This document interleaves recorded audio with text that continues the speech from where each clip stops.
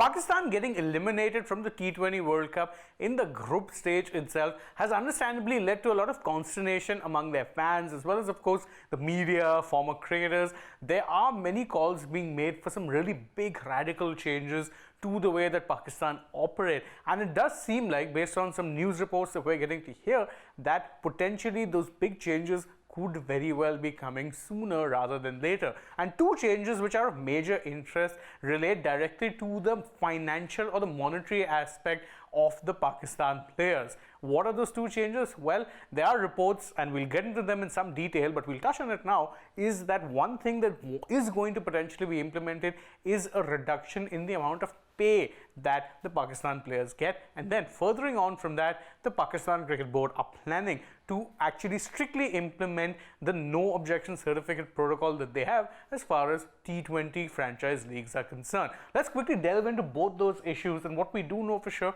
is that the humiliation that they suffered in the T20 World Cup, well, that is something that the teams are not going to be taking lightly as far as the PCB is concerned. They are going to be making some big changes. There is potentially reports with quotes from, let's say, anonymous sources in the know, who are saying that, listen, you could very well be seeing a bit of a restructuring in the contractual payments, which could potentially be leading to lesser payments for the players. Now, this is interesting when you remember that the previous PCB chairman had actually rather favorably imposed some new, let's say, bonuses and incentives for the players, which basically increased the amount of pay that they had in this particular point in time.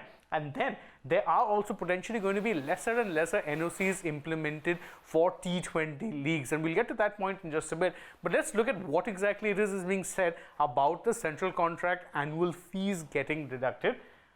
There could be a reassessment of contracts, and player salaries and fees could be cut if the chairman decides to react strongly to the team's woeful performances. So it's not necessarily something that will happen, but it is something that could happen, especially if the chairman, Mohsin Naqvi, decides that a stronger reaction is needed to get some sort of a response from the players. And it is worth noting, this is the same Mohsin Naqvi who, after their defeat to India and the USA, said that this team needs major surgery. I thought it required minor surgery, but it needs major surgery. And that perhaps explains why it is the PCB are going to start being a little more strict when it comes to their implementation of the no objection certificates that they assign for players to play in T20 leagues.